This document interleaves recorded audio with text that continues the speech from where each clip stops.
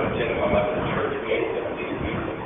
He remembered me, and yes, every time I saw him, if I had any good cases, I was there. And through it all, as the ravages of time peeled layers off himself, one thing remained: a core of being, affability, and charm. And we understand others in Jim's position sometimes, some angry, irritable, hostile. Jim never did. The condition is so common and causes us in such great pain. I don't want us to be ill, but those who suffer those things. But I believe friendly, happy, grateful to the end. That persisted to the end was the person he really was. Deep down, after everything else was gone. That's what it is. All this week, Jim's and my more literate friends have received excerpts from books of mine. From them, I understand that when the Herald Tribune closed its Washington bureau, they sent a wire to New York and indicated biblical quote, 2 Kings, chapter 4, verses 6 and 7. Here's what it said. Bellows from Wash Bureau. For I am already on. I have fought a good fight. I have finished the course. I have kept the faith. Thank you, Jim. You have finished the course. And I am so grateful to you and to God that you were alive.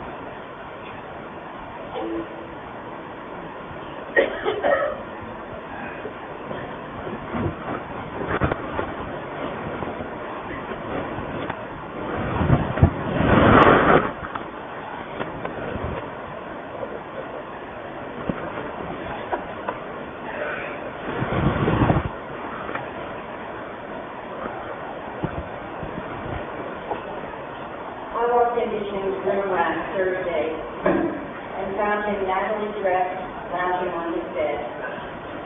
He was propped up on his left side so as to watch the door. With his right hand, he was trying to fold the page of that day's book. He looked as handsome and vital that day as I ever saw him. Neatly pressed khaki pants, crisp blue and white button-down shirt, khaki baseball cap, blanket fitted. Hey, Dolan, you taking me to the doctor? Pause. Then, let's go to lunch in Paris.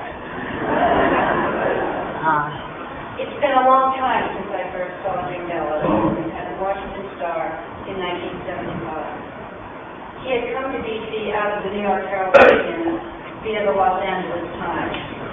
And it was immediately clear that his time in Southern California had left his mark on the urbane editor who had once stylishly embodied New York. Understand, he was not merely a storied newsman. He was a literary hero. The guy who pulled together Wolf and Breslin and the Trick Team who hired play soccer and created New York magazine. The one who brought a new writerly style of journalism, which to live up to the average Joes and challenge city laws as well as the self-important intellectualism movement. So when he arrived from L.A. driving an Italian low car and walked into the newsroom of the revered Washington Star wearing bell-bottom pants, brass-buckled feather loafers, and an Elvis-colored polyester disco shirt, red and white with polka dots and open to chest hair. Well, it was a shock. I don't know. But Jim was simply brilliant, and soon he got a wide swath in Washington just as he had New York. Great coverage of politics and sports, areas which he saw as inherently identical. Here got the house, which I had the dubious honor of editing. The sensational interviews and solid, well-written, often groundbreaking enterprise speeches for which he was noted. The great writers and editors and reporters who have been leaderless at the Star, the Diane McClellan's, John McKelway, Mary McGrory, as well as the younger ones who joined, Dave Bergen, David Israel, Maureen Dow, we were all electrified. He brought verve and competition to journalism in the nation's capital. And before he departed, the powerful and the Sohigian turned out for a black-tie party in his honor at the Federal City Club. Jim was born for his particular time in journalism, an era when print could compete with television and then the internet, because he had a very short attention span. Someone once described him as having a heart of sitting in roomy rooms, speaking no more than a few words to anyone.